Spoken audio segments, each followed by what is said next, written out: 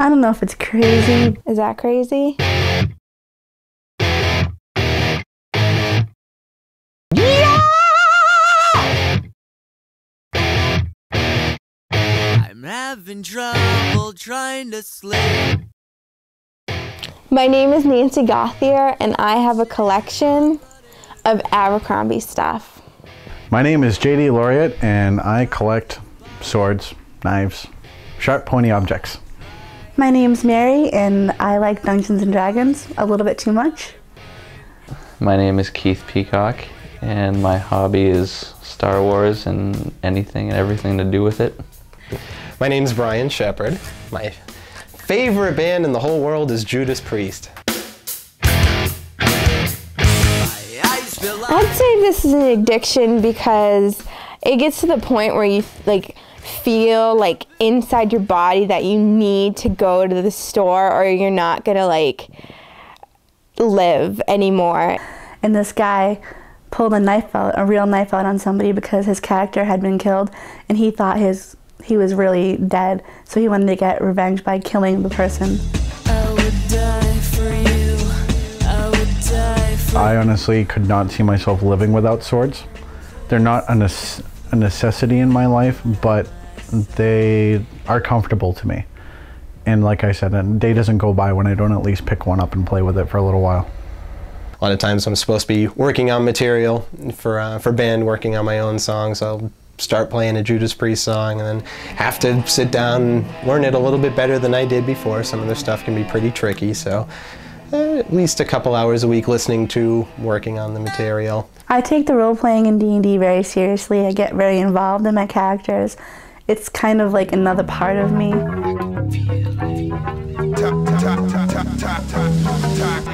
The most drastic thing that I've done that involves Dungeons and Dragons is I've actually started tattooing the god symbols on my body. My friends think I'm crazy. They actually make fun of me for it, even though they're into D&D, and the tattoo guy told me that I permanently branded myself a dork, but I'm proud of them. It gets to a point where you can't buy anything else physically. You go into the Weather Vane or something and pick something up and be like, this is cute, and you'll buy it, but I never wear anything that's not Abercrombie. I have stuff that still has tags on it from other stores that I will not wear. I used to go to flea markets and garage sales to try and get all the original ones because they were really hard to find. I don't know if you count the time I spend reading Star Wars books, watching Star Wars movies, playing Star Wars video games. I guess it takes up a decent amount of time. There was one Halloween I dressed up as Rob Halford. He's the lead singer of Judas Priest. I slicked my hair back, painted it blonde. He's known to wear a lot of leather and bondage type gear on stage. So I had handcuffs, the whip, the mirror shades. I went for kind of an 81, 82, the early leather years, Judas Priest look.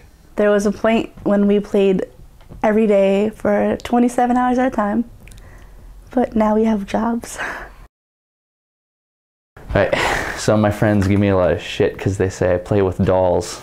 So this is an action figure, right? 3 3/4 inches tall, I believe. This is a doll, all right? See how much bigger it is? This is the only one I have, and just because it's from the 70s. And yeah, so you can see the difference. I don't play with dolls, I play with action figures. They're still toys, but they're action figures, not dolls. My hobby is only unhealthy to whoever decides to break into my home. There's this guy who used to run games at my old house, and if his character didn't do everything perfect and slaughter everything in sight, he would start screaming and yelling and throwing stuff around the room and not play, and his girlfriend would do the same thing, so they definitely got way too involved. Be seeing him at Ozfest this year. Yeah! I can't wait. It's going to be awesome. First time with Rob Halford, reunited after 14 years. I saw him on that tour, 1990s Painkiller Tour, one of the best shows I ever saw in my life. Seen the band with the replacement lead singer a few times. Seen Rob solo, both good shows and stuff, but this is pretty exciting. This will be, like I said, 14 years since the original lineup. It's going to be awesome. I got interested in blades, swords, and pointy objects, mainly because of the fact that it's an art, regardless of how you look at it. It's a work of art, it's a form of art, and it's a weapon all on the same. You figure the person who makes it, it's going to be a work of art to them, and to those who actually sit and look at it, it's going to be a work of art, and those who actually try and practice with it, it's going to be a form of art. And then of course those who are skilled with it, it then becomes a weapon. The craziest thing I've ever done involving my obsession is I don't throw away the bags, and I just put them somewhere, and like today I put them all together in one spot, and it's pretty obscene. I definitely think that D&D is one of the healthiest obsessions anyone could have. It's not like I'm out there stalking somebody, and instead of like snorting crack or cocaine to get rid of my problems, I just play with my friends and roll some dice.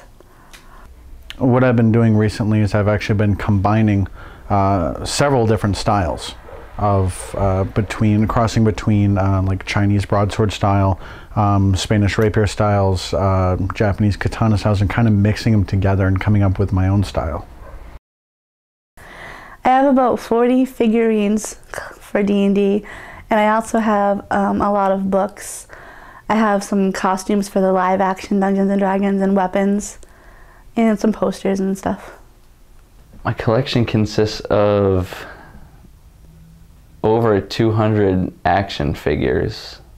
I know that. Then there's like the ships and vehicles. I got a bunch more of those from the old movies, which are from like the 70s and 80s, and the newer movies from, you know, a few years ago up till now.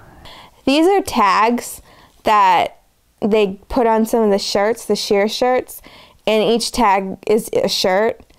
So these, how many sheer shirts I've bought from Abercrombie with the tags, because I noticed that after a season of having the tags on them, they stopped doing it. But they still had sheer shirts.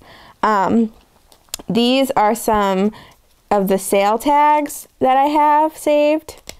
And this is what I counted for the $2,000. So this was $2,000 worth of clothes. Some people say I'm obsessed with Judas Priest. I don't think so. I have a wide range of musical tastes. I like a lot of different stuff. I'm not just a metalhead or anything, but they're a very important band to me. I don't consider myself obsessed yet, only because the obsession can't really continue because it's a very expensive hobby. I would definitely consider my hobby of Dungeons and Dragons an obsession. I'd say I'm probably a little obsessed with Star Wars, just like based on like a normal person's point of view. But like, I don't know, just like knowing some of the other people that collect Star Wars stuff, I'm not like half as bad. I don't think I'm obsessed with Abercrombie, though others might.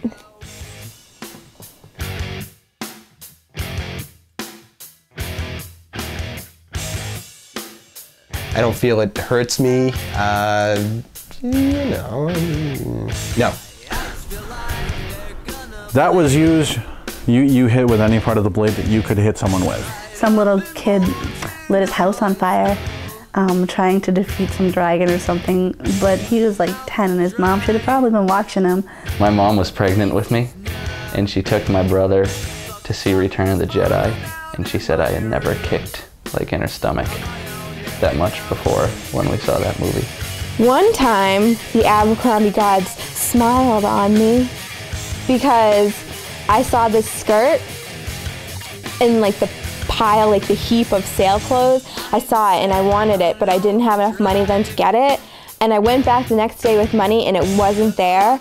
And then I went back 2 or 3 weeks later and I rifled through the pile and it was there. And I ended up getting $10 off of it because I waited a couple weeks. I wore the skirt once.